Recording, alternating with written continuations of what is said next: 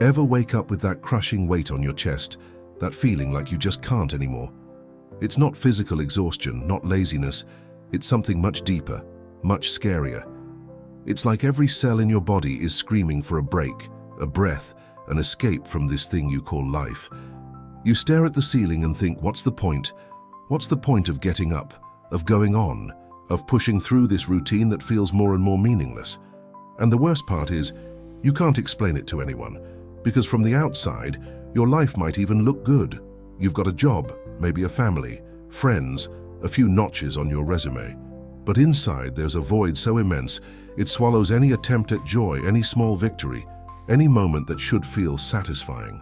You try to fill this hole with distractions, with shopping sprees, with endless binge watching, with superficial relationships, with food, with alcohol, with anything to silence that inner voice for a few minutes. But it always returns, louder, more insistent, screaming that none of it truly matters, that you're just killing time until the end, that your existence is a hollow repetition of days that look frighteningly alike. You sit down at the breakfast table and fake interest in the conversation. You go to work and go through the motions on autopilot. You smile when you're expected to, but inside, you're completely absent. Watching your own life like a bad movie you're forced to see through to the end. And then comes that terrible thought, the one you don't even like to admit exists. What if I just gave up on it all? What if I walked away from this absurd game and stopped pretending I'd found some purpose in it? The urge to quit isn't necessarily about wanting to die, but about wanting to stop living this way, so empty, so mechanical, so devoid of any real meaning that justifies the effort of continuing. You feel trapped in a giant gear that grinds endlessly, but produces nothing real, nothing that touches your soul, nothing that makes you feel truly alive, not just surviving day after day. And the loneliness of it all is devastating, because when you try to explain it to someone, people offer superficial solutions. Take a vacation, exercise, think positive, be grateful for what you have. But you know the problem is on another level, a place these ready-made remedies can't reach. What you're feeling is a profound existential crisis, a lack of meaning that's corroding everything from the inside out. And this isn't fixed by a weekend getaway or a gratitude list. Now, what I'm about to share with you could completely change how you understand this urge to give up. There's a man who endured unimaginable horrors in the Nazi concentration camps, who witnessed humanity at its lowest, who lost his family, his freedom, his physical dignity, and yet found not only reasons to go on, but discovered profound truths about what your soul is truly screaming when you feel this urge to quit. Viktor Frankl, a psychiatrist and Auschwitz survivor, developed a revolutionary understanding of human suffering and existential emptiness that can illuminate exactly what you're going through right now. And no, he's not going to offer you cheap motivational quotes or promises of instant happiness. What Frankl discovered is far more powerful and real than that. He'll show you that this urge to give up is actually your soul crying out for something you haven't yet fully understood, something that can transform even the deepest suffering into a source of authentic meaning. Frankl was in a concentration camp, stripped of everything that normally defines a human being. No name, just a number tattooed on his arm. No family, all dead in the gas chambers. No predictable future. Every day could be his last. No physical dignity, treated as less than an animal. And it was precisely in this abyss of dehumanization that he made a discovery that would forever change our understanding of suffering and the will to live. While other prisoners around him succumbed, not just physically but spiritually, falling into a state he called terminal apathy where they simply gave up, Frankl observed something extraordinary. There were people who, even in that hell, kept an inner spark alive. And it wasn't necessarily the physically strongest or the youngest or those in better condition. It was those who somehow found a reason to go on. Some held on to the hope of reuniting with a loved one. Others felt they had an important mission to fulfill after the war. Some simply refused to give the Nazis the final victory of destroying their inner spirit. Frankl realized that the difference between giving up and carrying on wasn't in the external circumstances, which were equally terrible for everyone, but in the presence or absence of meaning, of a why strong enough to endure any how. He recalled Nietzsche, who said, "He who has a why to live can bear almost any how." And there, in the brutal evidence of the concentration camp, this philosophical truth manifested in the difference between life and death, between resisting and giving up. This understanding leads us to something fundamental about your urge to quit right now. Frankl would say that what you're experiencing isn't weakness. It's not a character flaw. It's not ingratitude for the life you have. What you're experiencing is what he called existential emptiness, a condition that has become epidemic in modern society. Unlike clinical depression, which has biochemical components, existential emptiness is a noogenic neurosis, meaning it's an affliction born in the spiritual dimension of human beings, in the deepest layer where our search for meaning resides. You can have everything society says should make you happy: professional success, relationships, material comfort, and still feel this immense void because these things, as valuable as they are, don't touch this fundamental human need to find meaning, a purpose that makes existence significant. Modern society, according to Frankl, has created perfect conditions for existential emptiness to spread. We live in a time where we've lost many of the traditions that used to tell people what they should do, where instincts have been partially domesticated and no longer guide us clearly, and where we're bombarded by contradictory messages about what constitutes a good life. The result is that many people simply don't know what they truly want anymore, so they end up wanting what others want, or doing what others expect of them, in a conformity that deepens their inner emptiness even further. And when this emptiness becomes unbearable, people try to fill it in ways Frankl identified as problematic. Through the obsessive pursuit of pleasure, trying to compensate for the lack of meaning, with an endless succession of sensory gratifications that never truly satisfy. Or through the pursuit of power, trying to compensate for the inner void with control, status, domination over others, accumulation of possessions. But these strategies are fundamentally flawed because they don't answer the central question their soul is screaming: what's all this for? What's the meaning? Why does my existence matter? Now I need to pause and really talk to you about something important. I know many of you watching this video have been carrying this silent weight for a long time, this feeling of living on autopilot, while inside there's a stifled cry asking for something more, something real, something that makes it all worthwhile. So I want to know, have you ever felt this deep desire to give up? Not because you want to end your life, but because you're tired of living without meaning, as if you're just going through the motions, fulfilling an empty obligation day after day. Tell me here in the comments, and if it's hard to put into words, just type, "I feel this existential void." Nothing more is needed. Your experience matters, and by sharing it here, you're not just validating your own suffering, you're creating a space where other people who feel exactly this way can realize they're not alone in this quest. Often the simple act of seeing in the comments that dozens, perhaps hundreds of other people carry this same pain brings immense relief because it breaks the isolation, because it shows you're not abnormal for feeling this, that in fact this is a profoundly legitimate human response to a life that has lost its meaning. Let's create a community here of people courageous enough to admit they're seeking something deeper than what society typically offers. And now let's dive even deeper into what Frankl discovered about how to transform this emptiness into something completely different. Frankl's most revolutionary contribution was showing that human beings are not primarily motivated by the pursuit of pleasure, as Freud believed, nor by the pursuit of power, as Adler proposed, but by the search for meaning. This is not a secondary or luxurious need that only matters after our basic needs are met. It is the primary motivation, the force that defines us as human beings.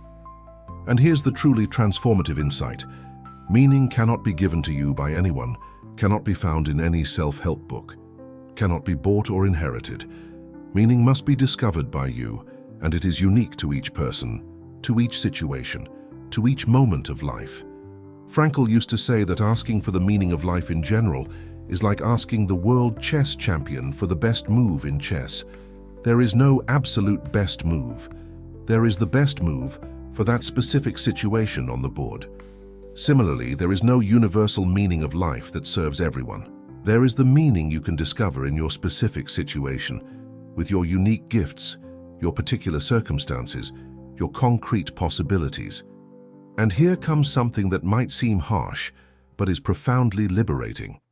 Frankl insisted that we should not ask for the meaning of our lives, but rather recognize that it is life that is asking us, at every moment, what meaning we will give to it through our choices and attitudes.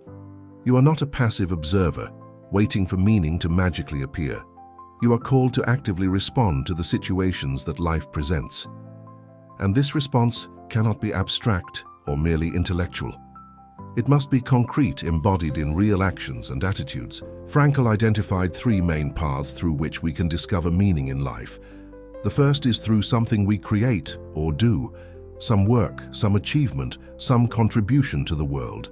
It could be creating art, building something useful, developing an idea, educating others. Any creative action that leaves a positive mark on reality. The second path is through something we experience or someone we encounter, through the living of values like truth, beauty, goodness, or through genuine connection with another person in authentic love. When you contemplate the beauty of a sunset, when you immerse yourself in a profound work of art, when you love another person not for what they can give you but for who they are in their unrepeatable uniqueness, you find meaning through experience. And the third path, perhaps the most difficult but also the deepest, is through the attitude we adopt in the face of inevitable suffering. When we can no longer change a situation of suffering, when we are confronted with a destiny we did not choose, terminal illness, irreparable loss, injustice we cannot reverse, we still retain the last of human freedoms, the freedom to choose our attitude, to decide how we will respond to it, to transform personal tragedy into human triumph through how we bear the unbearable. This was Frankl's situation in Auschwitz, stripped of everything except this fundamental freedom, and it was there that he lived his own theory in the most extreme form possible. But here we need to understand something crucial that distinguishes Frankl from many spiritual or philosophical approaches. He was not romanticizing suffering. He was not saying we should seek pain or that suffering itself is noble. On the contrary, Frankl insisted that our first duty is to eliminate unnecessary suffering whenever possible, to fight injustice, to cure illnesses, to alleviate pain.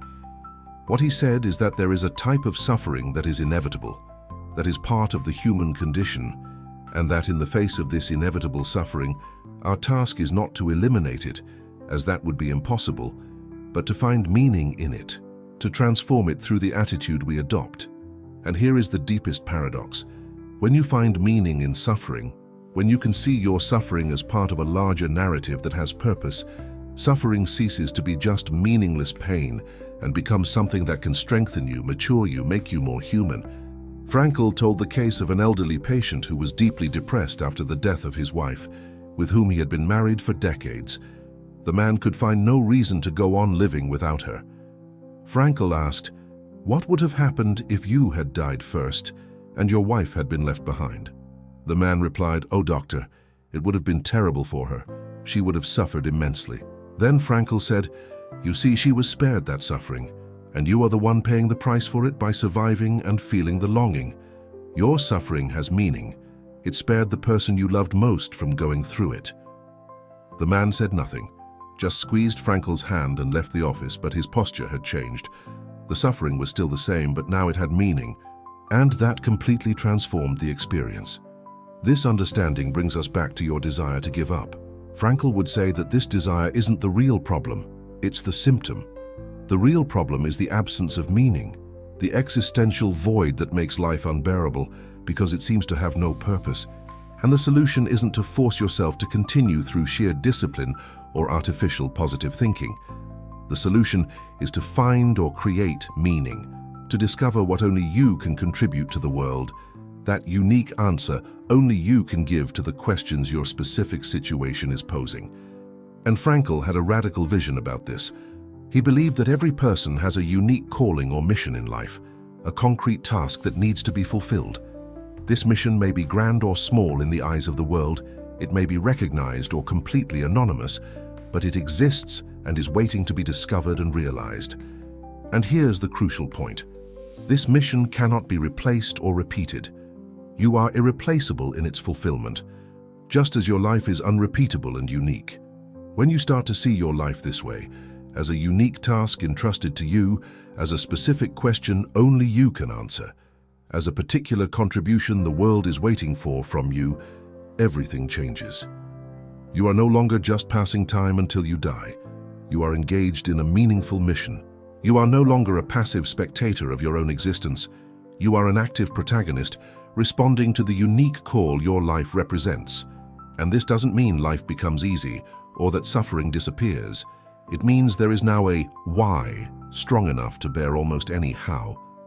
Frankl developed specific therapeutic techniques based on this understanding, and two of them are particularly relevant for those who feel the urge to give up.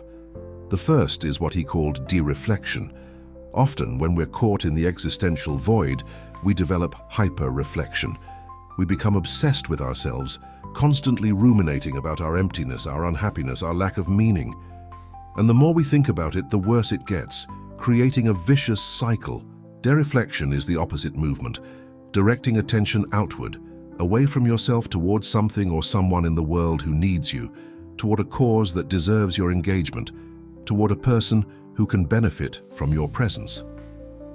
Frankl observed that authentic meaning always involves this dimension of self-transcendence, of moving beyond yourself towards something greater.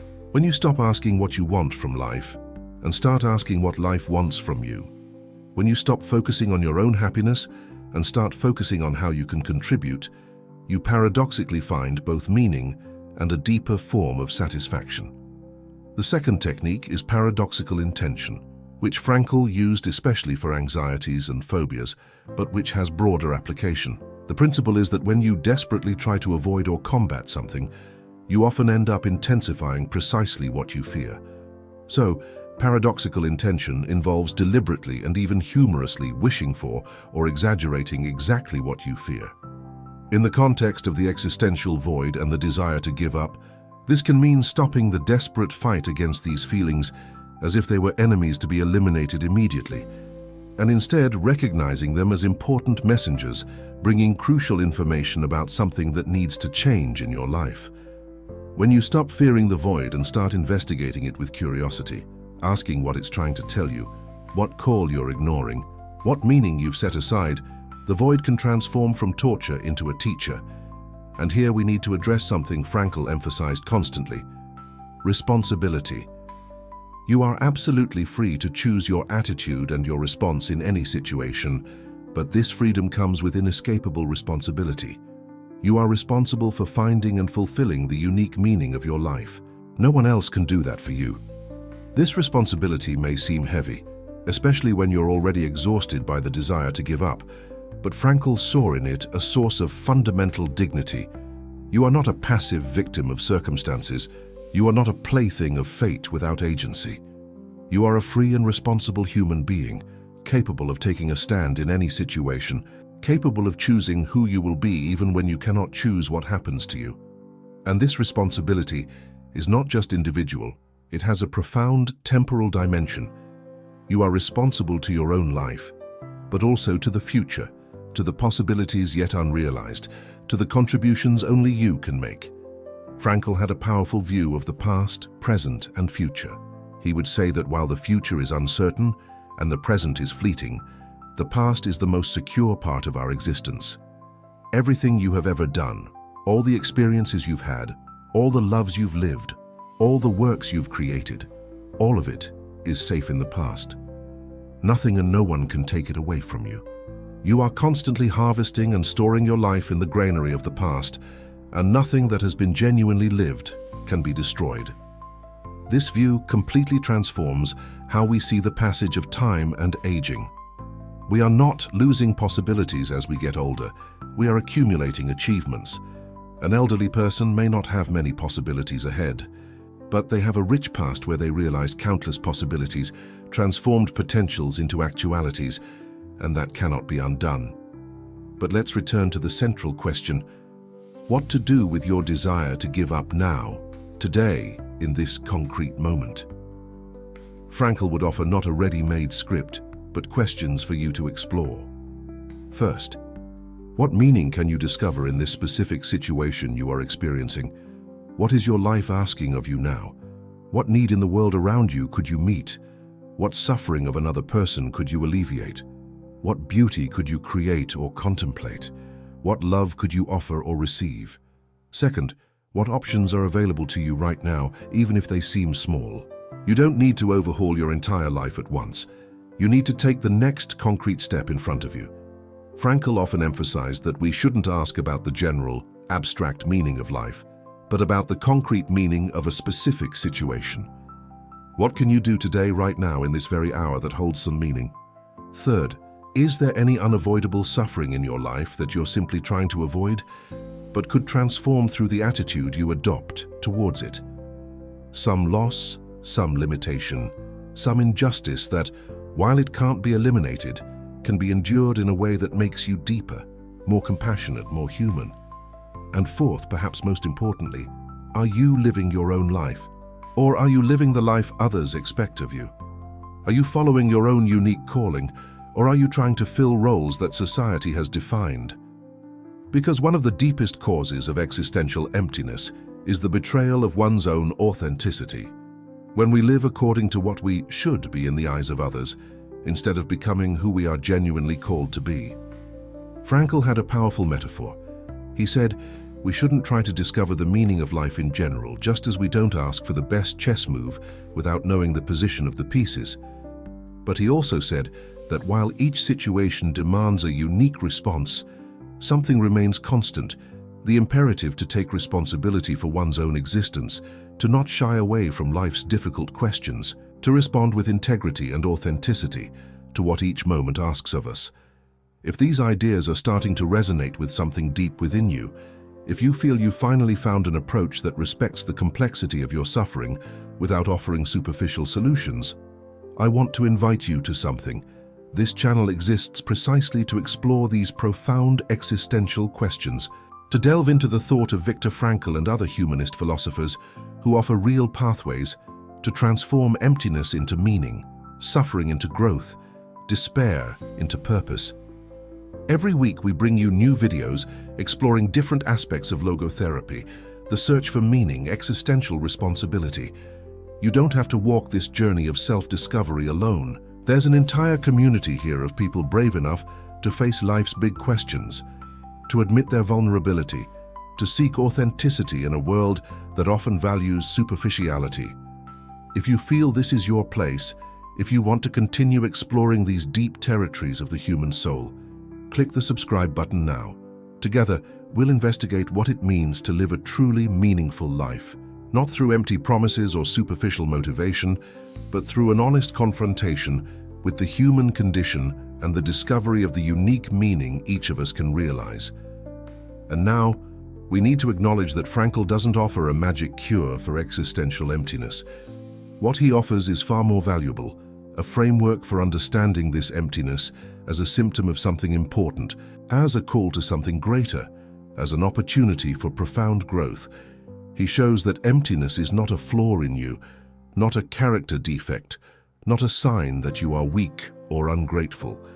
It's a sign that you are deeply human, that your soul is not satisfied with superficialities, that there is within you a hunger for authentic meaning that cannot be quenched by distractions or fleeting pleasures. And this hunger, though painful, is actually your greatest dignity. It's what separates you from a merely animal existence and places you in the specifically human territory of the search for meaning. The urge to give up you feel isn't your soul asking to end. It's your soul screaming for something real to live for, something worth the sacrifice and effort, something that transforms your existence from a heavy obligation into a meaningful journey.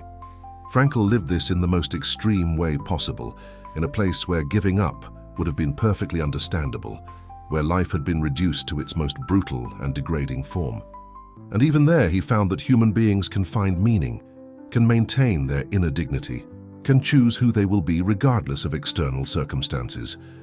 If this was possible in Auschwitz, it is certainly possible in your situation, however difficult it may be.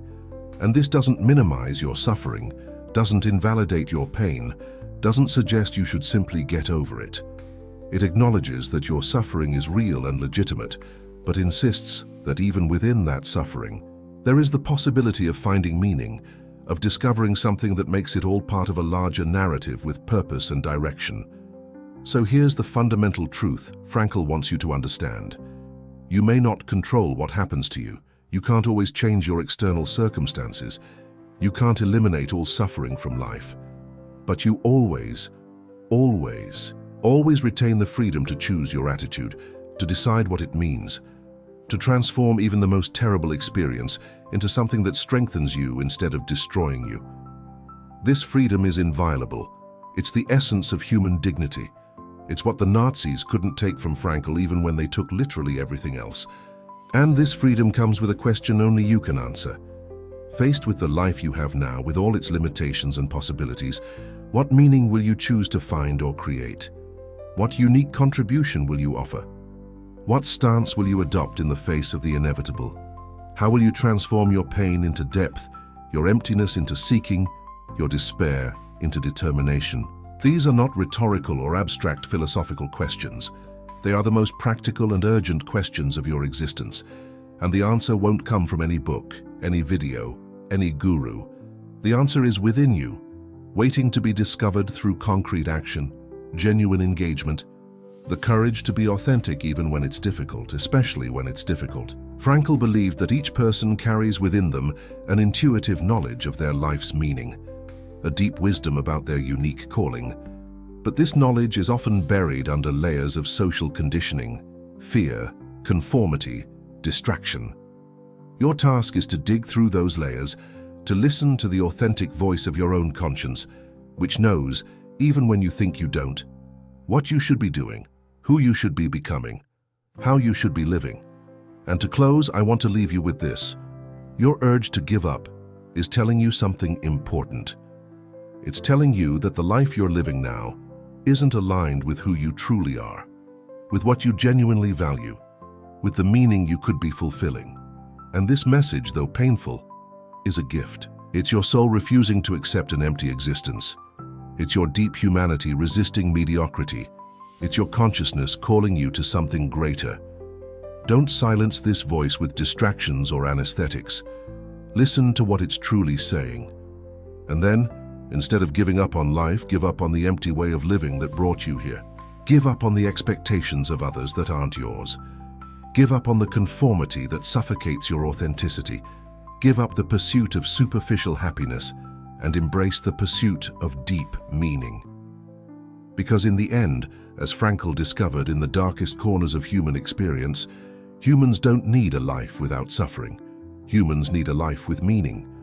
And that meaning you can find, you can create, you can realize starting now. With the very next concrete step you take, your soul isn't screaming to give up. It's screaming for you to finally start living for real. And if this video touched something deep within you, if you felt like finally someone understands this search for authentic meaning, share it in the comments, give it a like so others can find these ideas, and subscribe to continue this journey with us. You are not alone in this quest. There are thousands of people also searching for genuine meaning in a world that often offers only superficialities. Together, we can create a community where it's safe to be deep, where it's valued to be authentic, where the search for meaning is recognized not as weakness, but as the highest expression of our humanity. The next video is already waiting for you, and it will explore even more deeply how you can transform your life through Frankl's discoveries.